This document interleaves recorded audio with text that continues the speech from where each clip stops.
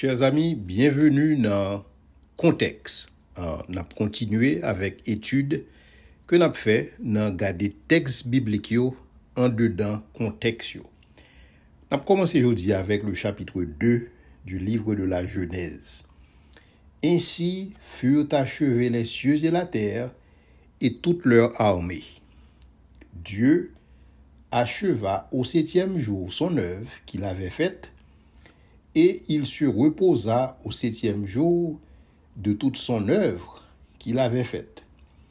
Dieu bénit le 7e jour et il le sanctifia, parce qu'en ce jour, il se reposa de toute son œuvre qu'il avait créée en la faisant. Même besoin de dire que lorsqu'on lit texte ça, tant que son poème et que on lit et dans rythme et qui finit ensemble avec lui. Mais déjà, introduction texte ça dans Genèse chapitre 2, ou pas dans tout le chapitre là, c'est comme une récapitulation, si vous voulez, de chapitre 1 que nous avons regardé pour ça qui concernait l'œuvre de création de Dieu. Comme ça, premier verset chapitre 2 a commencé. Ainsi furent achevés les cieux et la terre et toute leur armée. C'est-à-dire que, mais comment bon Dieu t'a fait bagaille ça yo, et comment bon Dieu achevé yo. Lorsque l'a parlé de toute leur armée, l'a parlé des astres, le soleil, la lune et les étoiles. Et c'est expression ça que nous allons joindre qui toujours paraît dans l'Ancien Testament comme l'armée des cieux que des peuples qui entourent Israël qu'on a adoré comme divinité. Et là encore, Moïse a montré que c'est pas des divinités que bagaille ça yoye, mais c'est tout simplement des astres qui marquaient le temps, qui marquaient les époques, ou tout simplement qui servit pour bailler lumière. Avec, si vous voulez, le soleil qui gouverne le jour et la lune qui gouverne la nuit. Donc toujours dans le même l'esprit que bon Dieu a créé un univers qui ordonné. Ou côté chaque entité qui dans l'univers a rempli une certaine fonction. Et donc bon Dieu lui achevé travail ça que il t'a fait, lui achevé acte de création ça que nous te ouais dans le chapitre 1. Ensuite, bon Dieu lui reposé au 7e jour. Alors, il est extrêmement important pour nous comprendre que l'idée de Dieu qui a reposé, et c'est pas un bagay qui ouvre uniquement et dans coutume ou bien dans culture en Israël, mais son bagay qui ouvre dans tout l'ancien Proche-Orient. Ouais, dans plus fort texte ancien que ou appli et situation que Dieu y a pour reposer. Ouais, et le plus souvent qui côté Dieu reposer, Dieu y reposer dans le temple. Si nous suivons l'épisode précédent, on t'a expliqué que en principe, lorsque nous lit Genèse, création son temple côté, c'est ça que Éden est censé représenter, un temple côté bon Dieu réuni ensemble avec créature lio qui s'appelle Adam et Ève. Et donc dans ce sens ça et compréhension hébreu et compréhension tout le monde qui t'entoure Israël dans ce sens ça c'est tout à fait normal que bon Dieu yo reposé. Mais lorsque nous lit dans contexte et l'autre livre ancien dans contexte et mésopotamien, dans contexte égyptien, et ça que nous voyons, c'est que repos l'autre Dieu est toujours lié à travail que vous fait qui fatigant. C'est-à-dire que vous travail dur, vous fatigué. Et parce que vous fatigué, vous entrez dans le temple pour être capable de prendre un petit repos, pour être capable de renouveler l'énergie, pour être capable de faire un petit kabicha. Mais cependant, dans le contexte hébreu, le repos de Dieu, pas rien à ouais à kabicha, pas rien qui ouais à renouveler énergie parce que li pas rien à ouais à un Dieu qui fatigué parce que dans contexte hébreu bon Dieu c'est le tout puissant, bon Dieu c'est le Dieu très haut et bon Dieu seulement parler et bagay yo fait ou pas joindre du tout dans acte de création un bon Dieu qui a fait effort ni ou pas joindre dans acte de création yon conflit entre des dieux qui ta cause que dans processus résolution conflit ou bien dans processus bataille qui engagé en divinité yo, gen Dieu qui t'a fatigué et qui t'a besoin kounya là lorsque vous fin compléter travail là ou bien lorsque vous fin résoudre problème là, yo entrer dans leur lieu de repos.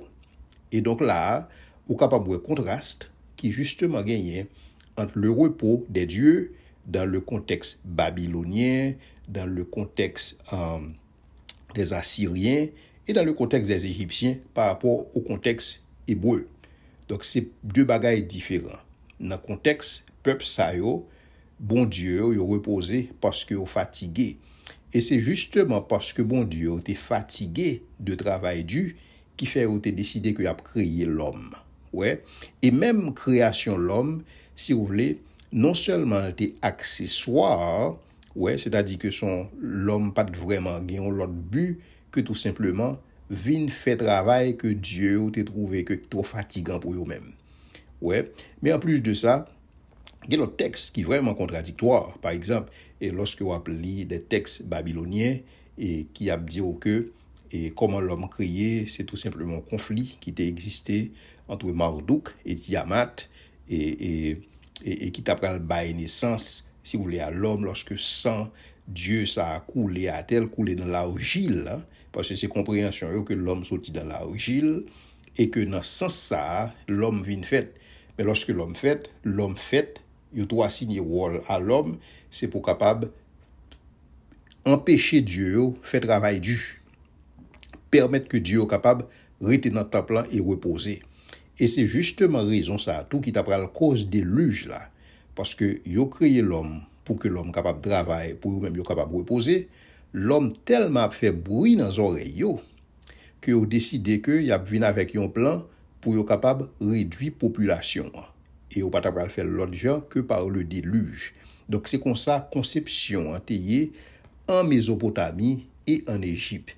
Donc la réalité de ces dieux qui se reposent, c'est pas un concept vraiment capable de dire nouveau que lié. Ouais, Dieu était toujours reposé dans la compréhension par moun sa yo, mais cependant théologiquement repos Yahweh li pas semblable ou si vous voulez li pas compatible avec repos l'autre Dieu sa yo. Dans le contexte hébreu, ou gen un bon Dieu qui établit l'ordre dans l'univers et lorsque li estimé que l'ordre ça a fin établi dans le sens que chaque entité qui dans l'univers kounya là y a occupé fonction yo, le soleil a gouverné le jour et la lune a gouverné la nuit et les hommes ou bien l'humanité qui était représentée par Adam et Ève y a gouverné sur tous les éléments de la terre, c'est-à-dire puisque y a appelé pour dominer sur les oiseaux du ciel, c'est-à-dire qu'il a dominé sur l'atmosphère, l'a dominé sur le ciel atmosphérique. Puisque yo appelé pour dominer sur les poissons de la mer, yo domination yo li étend au niveau maritime. Ouais, puisque yo besoin de dominer sur les animaux des champs, domination yo étend sur la terre. Donc c'est-à-dire que domaine de domination ou bien domaine d'assujettissement de l'homme, c'est le ciel atmosphérique, c'est la mer et la terre. Et donc pour l'homme capable de faire bagaille ça yo, l'homme t'a pas recevoir mandat dans mes bon Dieu, l'homme t'a pas recevoir capacité dans mes bon Dieu pour justement pour être capable conserver l'ordre là. Pour qui ça? Parce que si l'homme pas travaille pour conserver l'ordre là, bagaille yo capable dégénérer. Et c'est notion ça que on veut assujettissement. Assujettissement veut dire qu'un contrôle là. C'est comme c'est-à-dire ou fin font bagaille li bien parce que c'est ça que bon Dieu c'est constat ça que bon Dieu fait.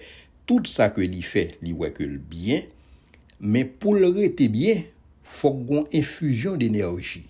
Pour le rester bien, faut gon effort qui fait. Et c'est justement raison ça qu'il y a des monde qui croient que et principe entropie qui voulait que toute bagaille tende à dégénérer si pas gon infusion d'énergie qui fait là-dedans, si pas gon effort qui fait. Tant que sale côté mieux là, si pas gen monde qui passe balé là-dedans, si pas gon couche peinture que le recevoir, l'a détérioré de par lui-même. Ouais, lorsque on balé, lorsqu'on met une couche peinture, c'est comme une infusion d'énergie pour capable kembel en ordre. Il y a pile monde qui croit que entropie existait même avant la chute, sinon l'homme pas pour recevoir mandat pour assujettir. Assujettir veut dire subjuguer. Assujettir veut dire kembe contrôle. Assujettir veut dire assurer que l'on ordre et que le pas dégénérer. Donc possibilité de dégénération a existé. Et même possibilité de vieillissement a existé pour l'homme. Et c'est ça que justement, où tu as gagné l'arbre de la vie qui dans le jardin est capable de servir à aider l'homme à conserver vie éternellement dans un certain sens si vous voulez. C'est-à-dire que l'homme n'est pas capable de vieillir n'est allé parce qu'il a gagné l'arbre de la vie quand il est capable de manger la donne pour renouveler tête li et ceci infiniment ou bien éternellement si vous voulez. Mais cependant, en dehors de l'accès à l'arbre de la vie, l'homme capable de dégénérer, il est capable de vieillir et il est capable de mourir. Pour qui ça? Parce que c'est conditions ça que bon Dieu t'a établi dans période ça que nous capables de relayer une période probatoire. Dans période probatoire là, bon Dieu créé un univers qui mandait assujettissement. Bon Dieu créé un univers qui mandait contrôle. Et donc dans ce sens ça, bon Dieu ba l'homme mandat pour que l'homme capable assurer bagay ça. Lorsque bon Dieu réalisait que soleil a une fonction, la lune a une fonction, l'homme a une fonction, c'est-à-dire univers là organisé, et bien donc bon Dieu lui satisfait du travail lui camper là. C'est-à-dire bon Dieu camper pour ça qui concernait ses œuvres créatrices. Donc bon Dieu pas le créer encore. Ça que bon Dieu créé a, bon Dieu ba l'homme l'ordre pour le mettre nul en ordre. Et donc dans ce sens ça, bon Dieu, il est capable de siéger maintenant dans son lieu de repos, il est capable de siéger maintenant sur son trône. Et c'est l'idée ça que bon Dieu reposait. Idée que bon Dieu reposait, son bon Dieu kounya là qui chita sous trône qui a suivre l'homme que le bail pour co-gouverner ensemble avec lui pour le gouverner effectivement. Et donc bon Dieu pour le gouverner avec l'homme dans le contexte ça. Ouais, bon Dieu assis dans les lieux célestes et si vous voulez qui relié quelque part avec Éden parce que Éden c'est montagne cosmique ça si vous voulez qui fait une jonction entre le domaine des hommes et le domaine de Dieu. Et donc bon Dieu l'a dirigé ensemble avec l'homme dans ce sens ça à partir de temple. Et c'est même idée ça que vous allez retrouver dans le Nouveau Testament lorsque bon qui croit en Jésus-Christ yo assis avec Dieu dans les lieux célestes. Et à partir de là, yo capable de dominer ensemble avec bon Dieu et c'est ça que fait ça que yo maré dans ciel là, il va marrer dans ciel là et ça que yo maré sous terre, il va marrer sous terre parce que yo gagne domination. Donc c'est même idée ça que vous avez besoin qui reprendre et c'est ça que fait Jésus-Christ clairement dit et pour monde qui t'a pensé que et pour bon Dieu il dit c'est Kabicha, il dit non, jusqu'à présent mon père agit, moi aussi j'agis. Donc bon Dieu à l'œuvre, t'es gagné l'œuvre, bon Dieu était au pied de travail dans l'œuvre de création, qu'on y a bon Dieu style au pied de travail dans l'œuvre de rédemption. Mais bon Dieu continuait à gouverner l'univers, l'a gouverner de manière directe, soit à travers décret que le prononçait, soit à travers intervention que bon Dieu réalisait lorsque il décidait, lorsque il jugeait que ça nécessaire. Et bon Dieu gouvernait tout de manière indirecte à travers les lois de la physique, les lois de la chimie qu'il créait et à travers l'homme qu'il bail mandat pour eux-mêmes, ils ont un contrôle sur les lois de la physique, sur les lois de la chimie qui justement aident eux capables à si vous voulez répondre à mandat dans le ciel atmosphérique, dans espace maritime et dans espace terrestre. Donc c'est là 3 domaines d'intervention de l'homme. L'homme abdomen et 3 domaines ça yo. Faut me dire en passant, yo représenté si vous voulez toute la création. Donc l'homme si vous voulez, il gagne la création. C'est ça que le texte là dit, les cieux appartiennent à l'Éternel, mais il a donné la terre aux fils des hommes. Et lorsque il a parlé de la terre, il a parlé de 3 éléments ça yo. Il a parlé du ciel atmosphérique ou bien le ciel sidéral si vous voulez.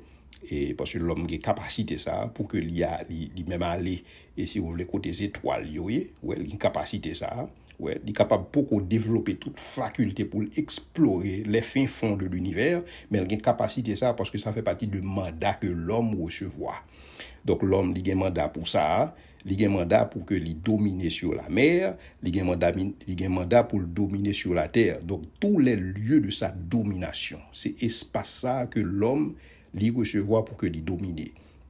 Et espace ça justement, c'est lui-même qui était informe et vide que bon Dieu bail forme et que bon Dieu remplit.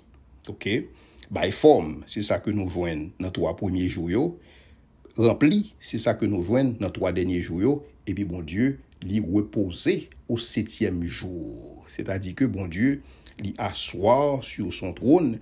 C'est même principe ça lorsque Salomon et t'es fin créer temple là pour mon Dieu dans 2 Chroniques 6 verset 41 l'a dit Dieu va dans ton lieu de repos toi et l'arche de ta majesté, c'est-à-dire que temple là fin érigé et donc il invite bon Dieu rentrer dans son lieu de repos, c'est-à-dire que le lieu de repos c'est comme le trône à partir duquel bon Dieu va gouverner Israël et c'est même conception ça que Hébreu a gagné pour ça qui concerne Éden qui sont temples que bon Dieu érigé. Une fois que Éden érigé, le 7e jour, bon Dieu inauguré temple ça, il siégeait à partir de lui-même. Il a gouverné avec l'homme et la femme que le créé. Donc le repos de Dieu, livre dit stabilité, livre dit sécurité. Et c'est ça que bon Dieu, ces conditions ça que bon Dieu a créé, si vous voulez, côté pour l'homme vivre avant la chute. Mais cependant, l'homme besoin de travail pour maintenir stabilité ça. L'homme besoin de travail pour maintenir sécurité ça. Parce que c'est ça l'a fait lorsque l'a assujettir et dominer. Ouais, non seulement ressources que bon Dieu mettait à disposition, que ces ressources qui volent dans le ciel là, que ces ressources qui dans la mer, que ces ressources qui sous la terre, il besoin de travail pour multiplier et lui-même en tant que couple là, il va multiplier tête sous la terre, mais cependant le besoin assujettir, c'est-à-dire mettre l'ordre dans des ordres, ensuite il besoin faire domination, maintenir bagaille au genre maintenir stable, maintenir en sécurité et donc dans ce sens ça la gouverner ensemble avec Dieu. Et donc le repos de Dieu, chers amis, c'est pas un repos tant comme t'a dit bon Dieu bouqué et bon Dieu fatigué, mais c'est un repos et si vous voulez côté bon Dieu lui prend contrôle, c'est comme si bon Dieu lui entrait dans son poste de commande ou bien son poste de commandement et à partir de là, bon Dieu a dirigé.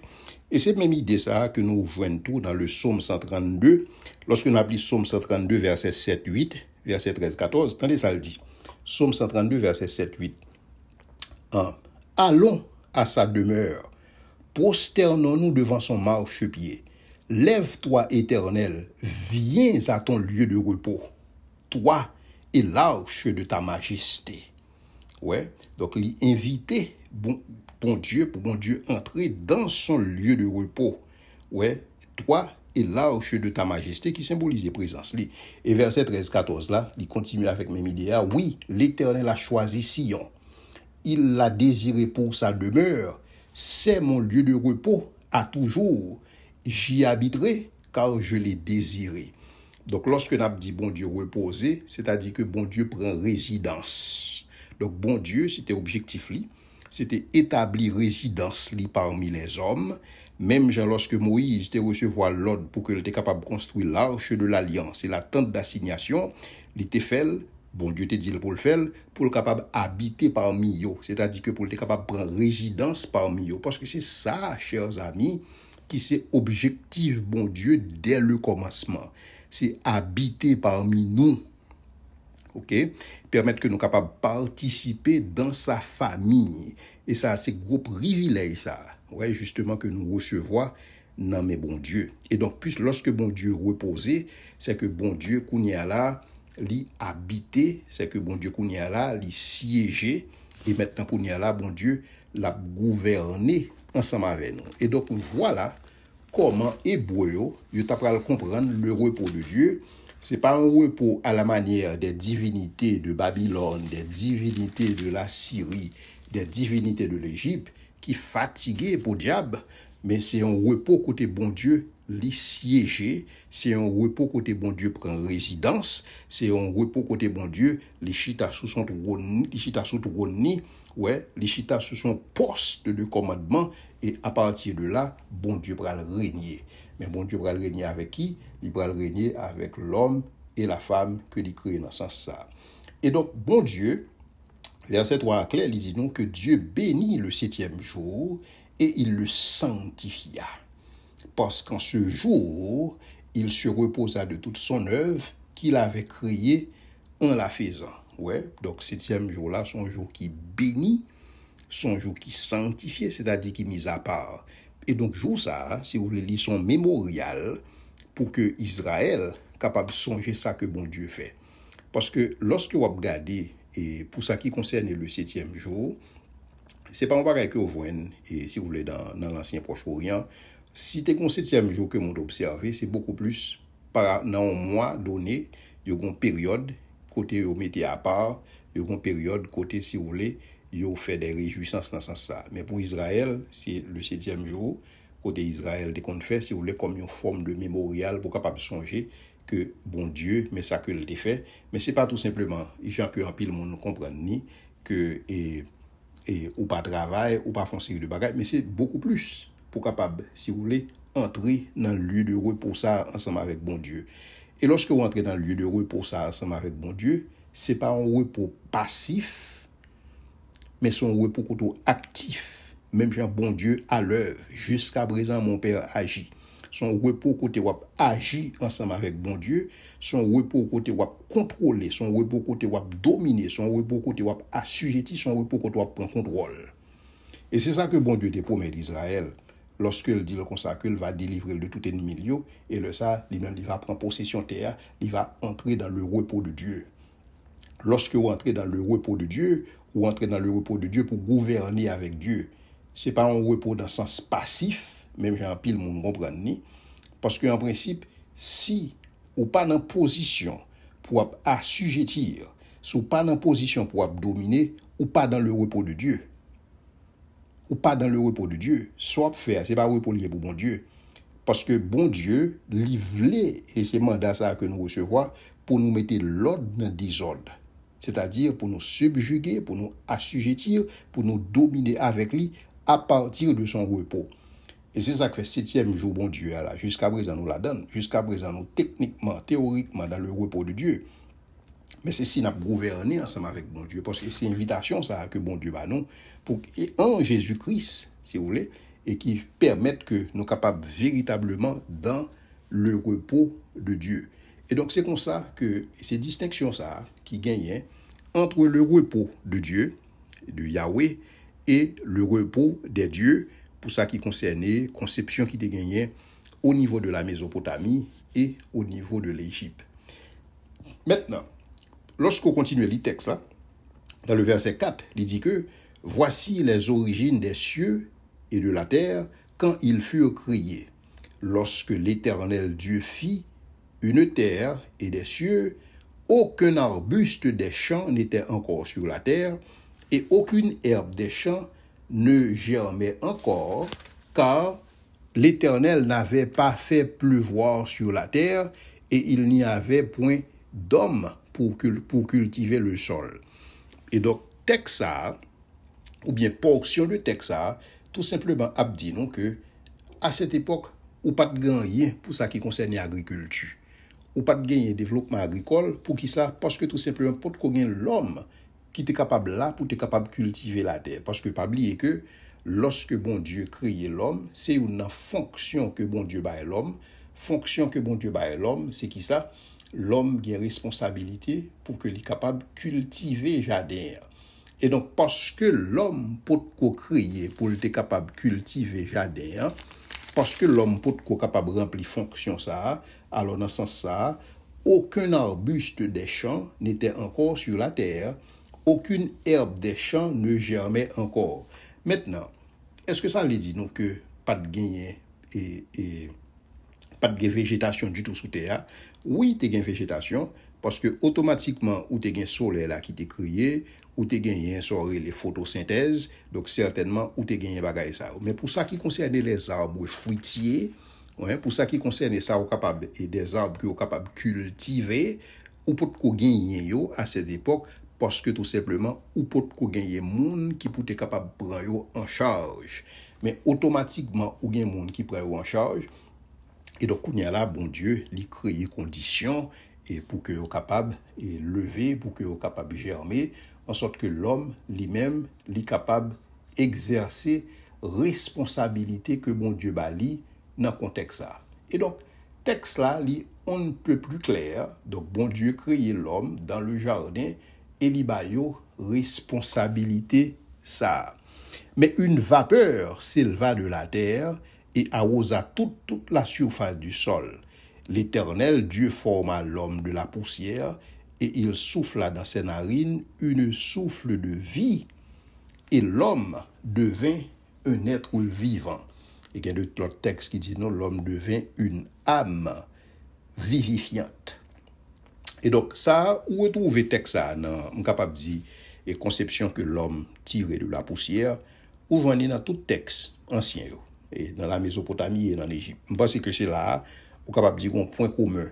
Ouais, c'est là on capable de dire une similitude entre le texte biblique et les autres textes de la Mésopotamie, les autres textes anciens, et qui pour la plupart étaient venus avant le texte Moïse là. Ouais, ils sont d'accord que l'homme est tiré de la poussière, mais il pas tiré même Jean de la poussière. Dans l'autre texte, par exemple, dans le texte acadien, dans Enouma Elish, il a parlé que écoutez, l'homme sorti lui-même, et l'homme sorti, si vous voulez, dans un conflit qui était gagné entre les dieux, et qui fait un sang l'autre dieu couler, et puis sans tomber sous l'argile, et qui c'est la terre, et ou bien qui sortit de la terre, et c'est à partir de là que l'homme lui-même, il peut après le créer, et pour travail, pour faire job que Dieu n'a pas de l'effet. Ouais, donc c'est comme ça que yo-même yo présenté. Il y a un texte qui lui-même et dit présenter que bon Dieu, enfin que yon Dieu li insuffler la vie by l'homme. Ouais. Et donc on est capable de dire ça, son texte égyptien et qui est très ancien tout et qui présentait que bon Dieu et li parlait, ouais, et ou bien le souffler et n'en est l'homme. Ouais, le souffle de vie. Et donc ça, je pense que ça encore son l'autre similitude parce que me dit nous ça, me dit nous gain des similitudes.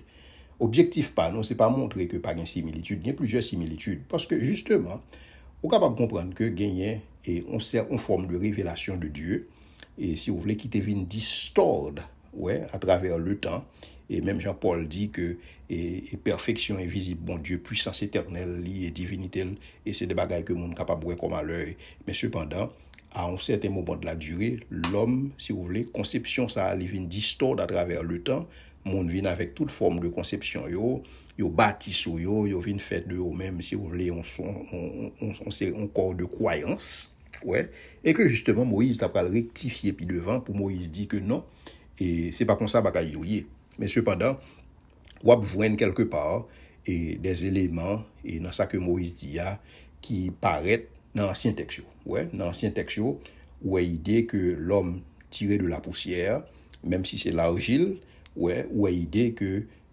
souffle qui dans l'homme nan son souffle qui sorti la caille Dieu ouais donc ça et ou voyez et dans texte babylonien et ou voyez dans texte égyptien particulièrement alors babylonien pour ça qui concerne l'homme qui tiré de l'argile et égyptien pour ça qui concerne le souffle là que l'homme et il vient recevoir dans ce sens ça et donc dans ce sens ça lorsque vous regardez texte là ouais que il clairement établit l'homme qui gagne un corps ouais et il dit que bon souffle que l'homme lui-même lui recevoir et peut-être il y a deux monde qui interprètent souffle ça tant comme ta douce c'est nam que c'est nam l'homme que c'est nam que l'homme recevoir mais cependant lorsque vous lisez texte et particulièrement dans l'Ancien Testament ouais que nam c'est pas un bagage qui vraiment développé c'est pas une conception qui vraiment développée et même gens on la Bible parler souvent du cœur de l'homme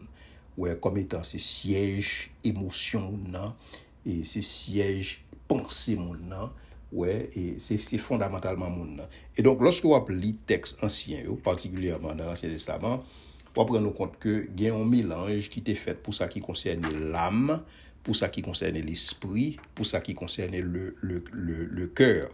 Ouais, et c'est ça que tu as si vous voulez développer puis devant, parce que révélation, mon Dieu, a été quelque part progressive, et donc c'est au fur et à mesure que vous venez comprendre constitution de l'homme. Et c'est des points que moi-même capable d'aborder, et au fur et à mesure que nous avons avancé et dans le texte. Et donc, bon Dieu, lui, créer l'homme, ouais, et il clairement indiqué, il créer l'homme à son image, et même Jean que je défini dernièrement, et l'homme, il fait de lui-même un être vivant à partir du moment que le souffle de Dieu l'y entre dans l'homme. Maintenant, nous tout d'accord ensemble avec moi que l'idée que bon Dieu souffle dans ses narines, et si vous voulez son anthropomorphisme, c'est pas que bon Dieu prend bouche li mette dans nez Adam, parce que bon Dieu c'est pas un monde que lié, la Bible dit nous clairement que Dieu est esprit, mais cependant pour accommoder, si vous voulez, et audience, et que Moïse a écrit, et utiliser une figure de style, tant que bon Dieu li souffler dans nez Adam. C'est comme si avec bouche li t'a fait un bagage comme ça, mais nous connaissons que c'est tout simplement un anthropomorphisme et qui fait dans ce sens ça, et que vous retrouvez tout et dans le texte égyptien et qui présentait comme ça. Et me supposer que son texte que Moïse était vraiment et te connaît tout, parce que Moïse, la Bible dit que l'est élevé dans toute la sagesse des Égyptiens. M'ta douté fort que Moïse pas au courant de texte ça, et que nous voyons et qui relait instruction de Méry Carré et qui sortit en Égypte, qui justement baille idée que gon divinité qui insufflait dans les narines de l'homme pour l'homme t'est capable vin vivant, pour l'homme t'est capable vin actif. Donc dans ce sens ça, l'homme li gen une certaine essence divine la kaeli, parce que tout simplement Dieu, yon Dieu, et il va préciser qui Dieu spécifiquement, qui insufflé dans les narines de l'homme et qui fait que l'homme est venu être vivant dans le contexte ça. Donc l'extrêmement important est pour nous garder texte ça, comment ou même de pour elle, à partir de l'autre texte qui existait en circulation.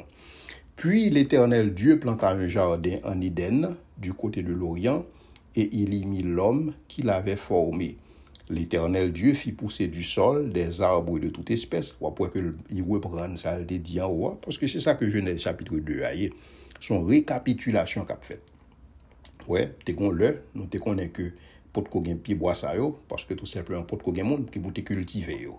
Ouais, et mais à partir du moment que bon Dieu va le faire monde, bon Dieu fait une vapeur qui est élevée au-dessus de la terre, dans ce sens ça, qui est capable arroser, si vous voulez, la surface du sol. Donc l'Éternel fit pousser du sol des arbres de toute espèce, agréables à voir et à manger, et l'arbre de la vie au milieu du jardin, et l'arbre de la connaissance du bien et du mal. C'est des pieds bois que je vais retourner sur eux, ouais, parce qu'il y a toute une théologie surtout de pieds bois ça. Alors il faut me dire que automatiquement parler de contexte ancien Proche-Orient, pieds bois côté divinité, ou te veut dire en pile bagaille. Ou pas besoin côté de divinité pas de pieds bois. Parce que le plus souvent, divinité, yo habité côté qui gagne plus verdure, ouais, yo habité au sommet des montagnes, et c'est ainsi que et Hébreu te comprend l'Éden, et la montagne de l'Éternel, ouais, c'est ça que Éden dit, et la donne te gagne un jardin, ouais, et jardin ça, et les m'a dit jardin, c'est pas un jardin même genre, et on monde capable gagne et on petit espace là quand il fait jardinage, non, c'est pour son verger. Ouais, t'as pour son verger, côté gain toute qualité pied bois. Ouais, c'était conception par eux de un jardin. Ouais, dans ce sens ça. Et donc lorsque on a parlé du jardin, t'as gain toute qualité pied bois là-dedans et des arbres agréables à voir et bons à manger. Mais cependant, au milieu du jardin, t'as pral gagner l'arbre de la connaissance du bien et du mal pour le simple fait que l'homme n'a en phase probatoire. Côté l'homme qui créé à l'image de Dieu, qui gagnait le libre arbitre, t'as besoin d'une position pour exercer libre arbitre, pour choisir bon Dieu volontairement. Maintenant, lorsque on est en position pour choisir, il faut une option. Donc l'homme, il a une option et pour que li capable suivre ça que Yahweh dit, il te gen option pour le capable pas suivre tout et nous gen qu'on est histoire et que nous pral ouais dans le chapitre 3 pour nous essayer de comprendre choix que l'homme t'a fait et par rapport à Yahweh que nous pral développer puis devant. Ouais, parce que regardez Genèse 2 comme une récapitulation de acte de création ça.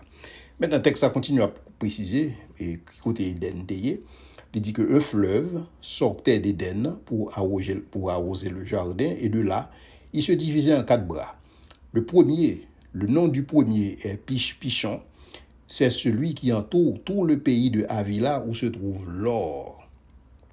Et ça extrêmement significatif lorsque vous regardez et si vous voulez fleuve ça que bon Dieu a dit qui quelque part est réparti et dans différents territoires ça ouais et donc ça sont extrêmement important et lorsque vous regardez lorsque vous essayez de comparer et espace ça ouais et côté on dit que et ou gagne et Pichon et c'est là qui entoure tout le pays Havila où se trouve l'or.